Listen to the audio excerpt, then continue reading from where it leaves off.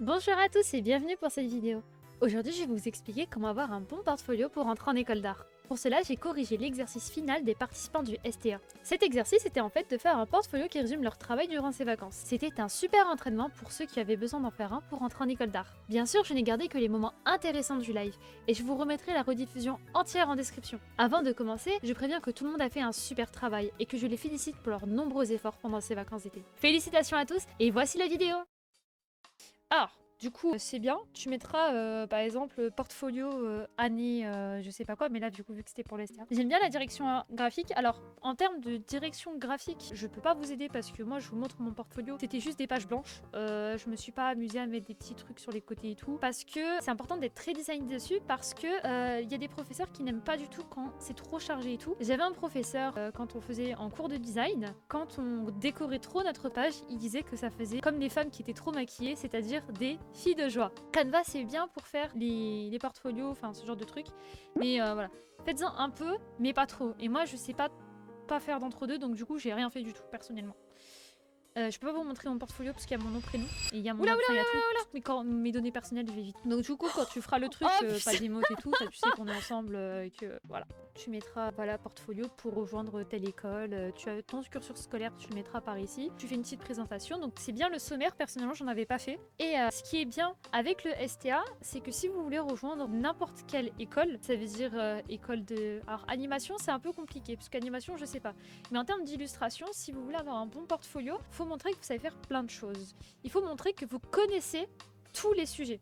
Donc, comme je vous ai dit, les bases du dessin académique, anatomie, gesture, couleur, perspective, très important la perspective, et voilà. Donc, au niveau de la qualité des photos, c'est un peu compliqué vu qu'il y en a beaucoup qui ont dû prendre, du coup, ils n'ont pas pu prendre de belles photos parce qu'on les ressortait du STA. Quand vous faites un truc, n'hésitez pas à aller sur, même pas Photoshop, mais dans les paramètres de votre téléphone, bien montrer les images qui sont blanches et bien cadrer les images parce qu'ils aiment pas trop. Genre là, il y a des ombres, je sais qu'il y a beaucoup de professeurs qui aiment pas quand il y a de l'ombre. C'est vraiment d'être le plus propre possible et qu'il n'y a pas cet effet de papier gris. Voilà.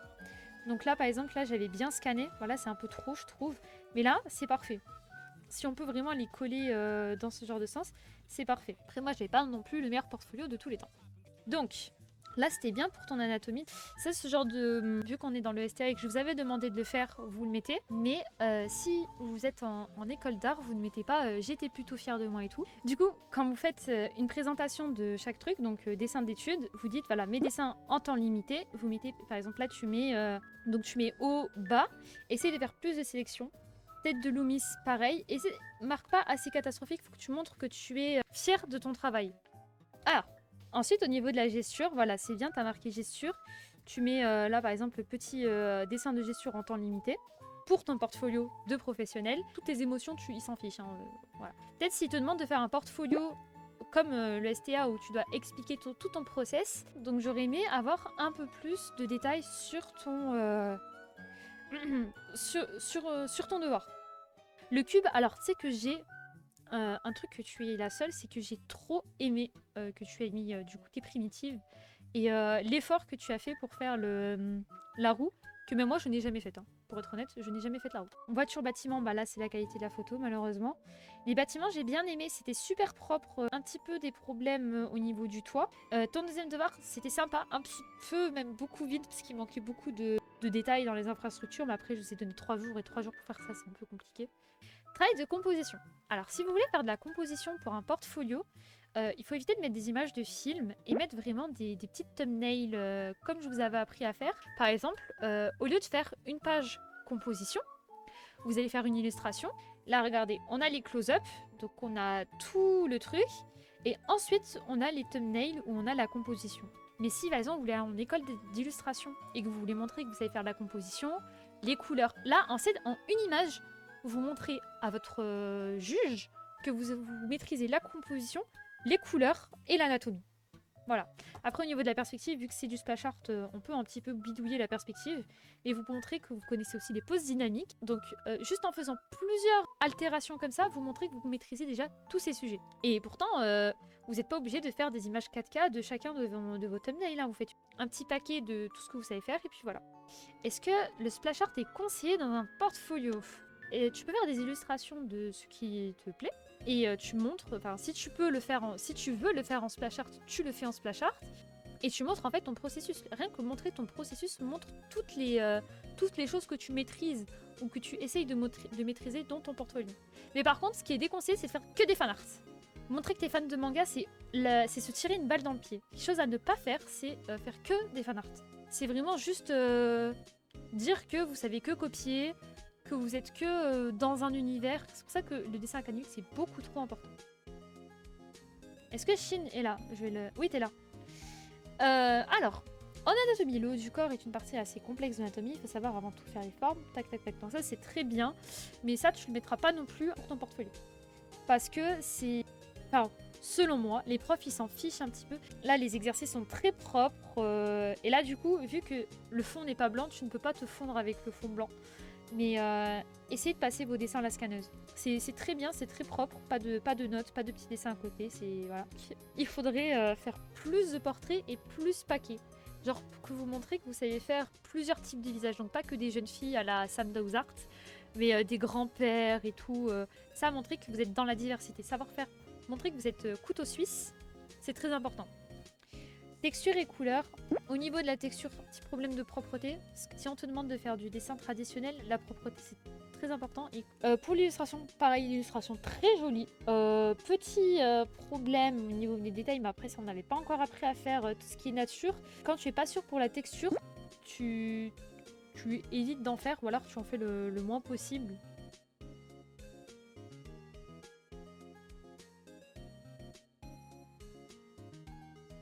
Et tu vois la différence entre truc et truc. Sachez-le, Ivar, t'as de l'or dans les mains. Alors, problème dans son portfolio, je trouve qu'il est... Lui, tu vois, c'est plus un... Le truc qu'il utilise, je crois, sur Canva, je sais pas, mais c'est plus un truc genre de présentation de projet plus qu'autre chose. Problème texte... alors, je vais y aller vraiment rapidement. Texte sur le truc, donc je comprends pas vraiment tout. Pas mal l'étudier, un petit peu à revoir. Un peu là, mais je trouve un peu plus de... J'aurais aimé avoir un peu plus de compilation ici. Et je trouve qu'il n'a pas été trop influencé, comme je vous dis, par le style, par les styles manga et tout. Et quand on est jeune, je sais que c'est compliqué de se défaire de ce genre de style. Voilà. Quand tu fais de la gesture, enfin quand tu vas expliquer ton devoir, à moins que ce soit un devoir vraiment très précis d'un projet personnel, tu expliques pas en gros ce que c'est que la gesture parce que les professionnels savent ce que c'est que la gesture. Étude main et pied. Voilà, quand tu n'as plus de place, essaye de faire... Quand tu n'as plus de place, soit tu mets le titre tout en haut, soit tu fais... Alors attends, je crois que tu l'as fait toi. Dernier devoir, tu vois, tu fais une page entière où tu mets genre étude de main et pied et ensuite tu mets le truc. Ça aurait été mieux de trucs. Et là, je sais pas ce qui s'est passé, je comprends pas pourquoi tu as fait des trucs qui se chevauchaient les uns au-dessus des autres. Mais c'est un peu compliqué. J'aime pas trop quand les images elles sont à gauche, à droite. Et n'hésitez pas à le suivre. N'hésitez pas à le suivre sur Instagram. Chiara, tu vois, ça, c'est ce que tu as fait dans ton portfolio. Vous voyez l'histoire de pas trop en faire, c'est de ça que je parle. Là, et pareil, des images qui sont à gauche ou à droite, mettez des images qui sont bien droites parce que quand on corrige, on va pas se casser la tête à tourner les trucs et tout. C'est une mauvaise idée. Par contre, c'est bien, je crois que c'est scanné, hein. Tu as bien scanné les trucs et c'est très très bien. Mais toi, comment tu as fait les textures, ton devoir, c'est toi qui m'as le plus étonné. Les poses et les gestures étaient nouvelles pour moi, j'ai eu du mal mais j'ai beaucoup aimé, bah ça c'était cool. Et là j'aurais préféré que tu me fasses une petite compilation genre de 1, 2, 3 en minuscule. Ou alors tu me fais 1, 2, 3 et ça c'est au milieu. Que ça comme ça. Très bien au niveau des plis, un petit peu de problème de compréhension ici.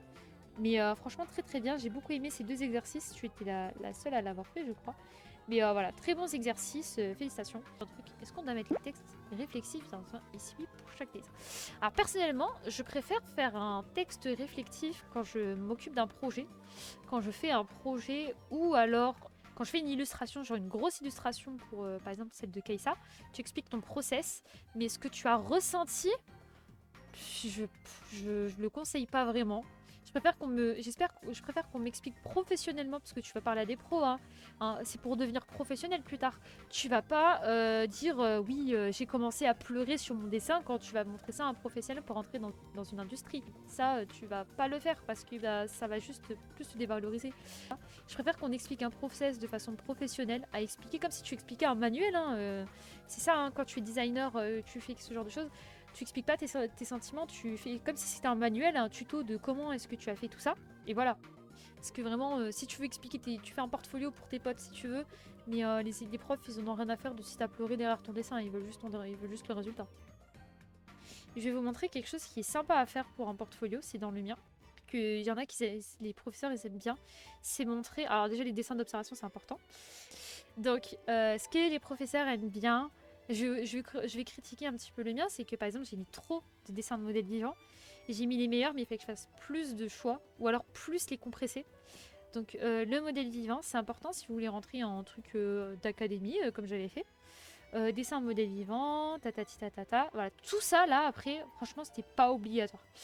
Animaux en temps limité, c'était trop brouillon. Mes dessins n'étaient pas assez propres, propreté à retravailler. Étude de texture. Là, j'aurais dû plus en faire. Et pas que sur des trucs ou des dessins abandonnés. Ne faites pas comme moi.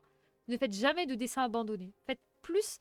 Ils préféraient qu'on fasse un dessin plus petit, mais terminé, que des dessins abandonnés. Voilà. En dessin d'observation, on avait encore... parce que il y a une différence entre du modèle vivant et de l'observation. Modèle vivant, c'est quand quelqu'un pose pour nous, et dessin d'observation, c'est vraiment on a le temps, truc. Au niveau des environnements, mes environnements, ils étaient pas ouf. Comme je disais, ils sont pas très très ouf. Genre là, là je pouvais le corriger, mais 10 000 fois.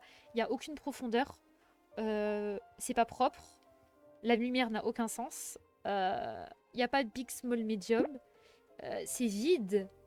Et c'est pas beau, simplement. Et alors, en projet perso, ça dépend. Voilà, vos projets personnels, il faut qu'ils soient en rapport avec vos... Ce que j'ai pas fait. Avec vos études. Par exemple, vous voulez rentrer dans une école de manga, par exemple, pour apprendre à faire du manga. Vous allez faire un pitch d'histoire, comme là j'ai fait. Un pitch d'histoire avec tout ce qui est référent. Là, par exemple, si vous voulez faire du chara design, vous allez faire un truc du chara design avec des extraits de pose. Vous montrez, par exemple, là, vous voyez, elle a une arme. J'aurais aimé le faire en mieux. Vous faites genre une page entière, enfin une référence pour l'arme avec vraiment le plus de détails possible, pas d'aplat. Vraiment, vous montrer un petit peu comment ça marche. Là, du coup, bam, elle utilise ça. Ça ne devait pas être là. C'est juste, voilà, à vous montrer un peu des effets de pose, un petit peu à quoi elle ressemblerait, si elle se battait. Encore des effets de pose et tout. Après, ça, c'est des recherches. Des trucs. Finalement, après toutes les recherches, je me suis mise à préférer son ancien design. Parce que là, il y avait toutes les recherches 1, 2, 3. Après, j'ai fait, ok, celle-là, elle est sympa, mais non. Et après, voilà.